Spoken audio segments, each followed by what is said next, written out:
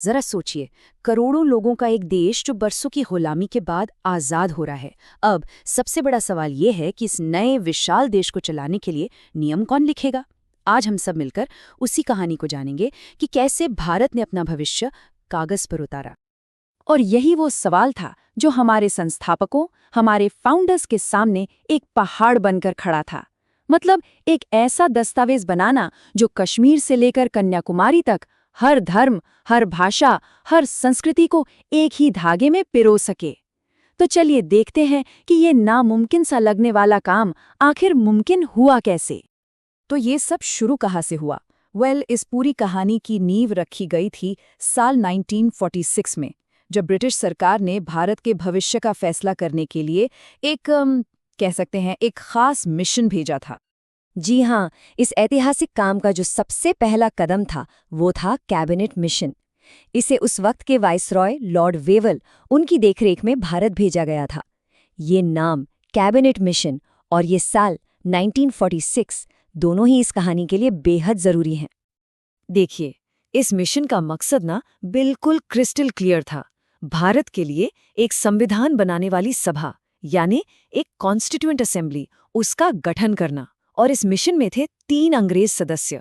और मजे की बात यह है कि उनके नाम याद रखने की एक बड़ी ही आसान ट्रिक है, SPA। तो क्या है ये SPA? S से स्टैफर्ड क्रिप्स, P से पैथिक लॉरेंस और A से AV अलेक्जेंडर। हाँ, इन्हीं तीनों ने उस संविधान सभा की नींव रखी थी जिसे आगे चलकर भारत की किस्मत लिखनी थी। तो ठीक है, कैबिनेट मिशन ने संविधान सभा यानी कॉन्स्टिट्यूएंट असेंबली तो बना दी, पर सवाल ये है कि इतनी बड़ी सभा को चलाएगा कौन, लीड कौन करेगा? चलिए अब मिलते हैं उन दिग्गजों से जिन्होंने इस महायज्ञ का नेतृत्व किया। 9 दिसंबर 1946 ये वो तारीख है जब सभा पहली बार मिली। अब देखिए, कोई भी मीटिंग शुरू करने के लिए एक चेयरपर्सन तो चाहिए, है ना? तो सबसे पहले एक अस्थायी यानी कि एक इंटरिम प्रेसिडेंट की जरूरत पड़ी ताकि काम शुरू हो सके। और ये जिम्मेदारी दी गई सभा के सबसे सीनियर मेंबर डॉक्टर सच्चिदानंद सिन्हा को। लेकिन ये टेम्परेरी अरेंजमेंट था। सिर्फ 2 दिन बाद ही 11 दिसंबर को सभा ने अपना परमानेंट लीडरशिप चुन लिया। प्रेसिडेंट बने डॉक्टर राजेंद्र प्रसाद और वाइस प्रेसिडेंट बने HC मुखर्जी। अब जाकर सभा सही मायनों में काम करने के लिए पूरी तरह से तैयार थी। अच्छा, अब इस सभा में नेता तो थे, पर कानून की गहरी समझ रखने वाले एक्सपर्ट्स की भी तो जरूरत थी, है ना? और ये सबसे अहम भूमिका ये निभाई सर BN राव ने। वो थे कॉन्स्टिट्यूशनल एडवाइजर, मतलब वो कानूनी विशेषज्ञ जिनकी सलाह पर ही संविधान का पूरा ढांचा तैयार हुआ। बहुत ही जरूरी रोल था ये। यहाँ एक बड़ी मजेदार बात है जिसमें अक्सर लोग कंफ्यूज हो जाते हैं। देखिए, एक नाम है MN रॉय, जिन्होंने सबसे पहले संविधान सभा का आइडिया दिया था, और दूसरे हैं BN राव, जो थे सलाहकार। तो इन दोनों में कंफ्यूजन ना हो इसके लिए एक ट्रिक है, बस इतना याद रखिए।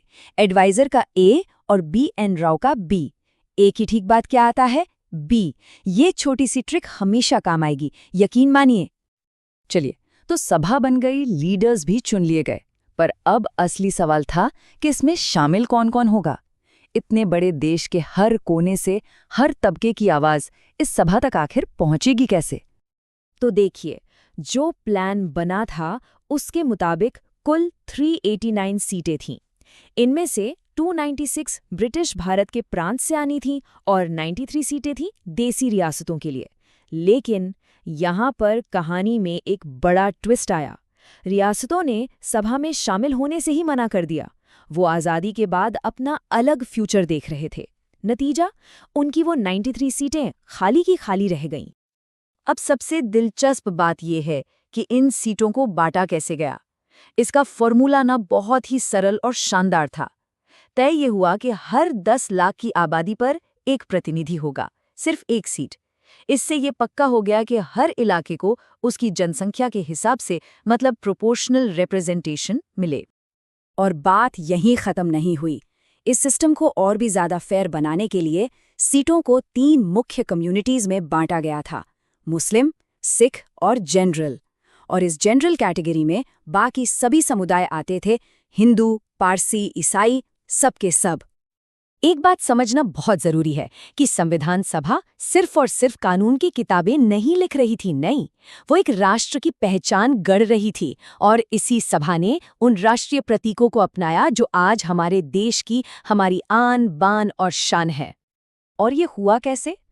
देखिए, देश की आज़ादी से कुछ ही दिन पहले 22 जुलाई 1947 को हमारे तिरंगे को राष्ट्रीय ध्वज के रूप में अपनाया गया। और फिर 24 जनवरी 1950 को, यानी गणतंत्र दिवस से ठीक 2 दिन पहले, जनगण मन को राष्ट्रगान और वंदे मातरम को राष्ट्रीय गीत का दर्जा मिला। और अब हम आते हैं इस कहानी के सबसे अहम, सबसे जरूरी पड़ाव पर। सालों की बहस, बेहिसाब मेहनत और अटूट लगन के बाद आखिरकार वो पल आया जब भारत का संविधान बन के तैयार हुआ। अब यहाँ पर 2 तारीखें हैं और इन दोनों का फर्क समझना बहुत जरूरी है।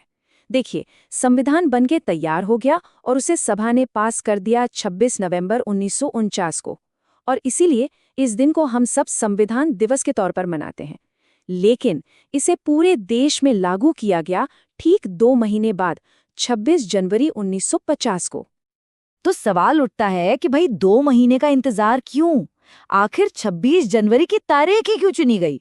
वो इसलिए क्योंकि ये सिर्फ एक तारीख नहीं थी, ये एक ऐलान था, ये एक जज्बा था।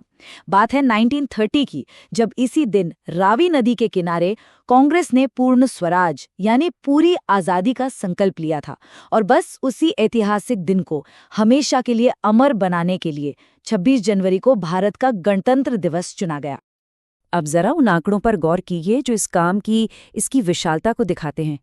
दुनिया के सबसे बड़े लिखित संविधान को बनाने में कुल कितना वक्त लगा? 2 साल, 11 महीने और 18 दिन। बस अंदाजा लगाकर देखिए कि एक-एक शब्द पर, एक-एक कॉमा पर कितनी बहस हुई होगी। और इस पूरे काम पर खर्चा कितना आया? लगभग 64 लाख रुपए। हो सकता है आज ये रकम सुनने में बहुत ज्यादा ना लगे, लेकिन सोचिए, उस जमाने में ये एक बहुत बहुत बड़ी धनराशि थी। और ये दिखाता है कि राष्ट्र निर्माण का ये काम कितनी ज्यादा गंभीरता से किया गया था। और सबसे खूबसूरत बात पता है क्या है? ये कि हमारा संविधान कोई पत्थर की लकीर नहीं है। नहीं, ये एक जीता जागता, सांस लेता हुआ दस्तावेज है। जब ये 1950 में बना तो इसमें 22 भाग, 395 अनुच्छेद और 8 अनुसूचियां थीं। और आज 100 से ज्यादा संशोधनों के बाद ये बढ़कर 25 भाग, 465 से ज्यादा अनुच्छेद और 12 अनुसूचियों तक पहुंच चुका है।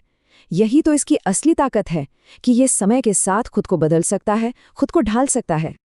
तो इस पूरी चर्चा को हम इसी सवाल पर छोड़ते हैं कि 75 साल से भी ज्यादा का वक्त गुजर चुका है, लेकिन हमारे संस्थापकों का बनाया हुआ ये ब्लूप्रिंट आज भी, इस लम्हे में भी, दुनिया के सबसे बड़े लोकतंत्र की नींव कैसे बना हुआ है।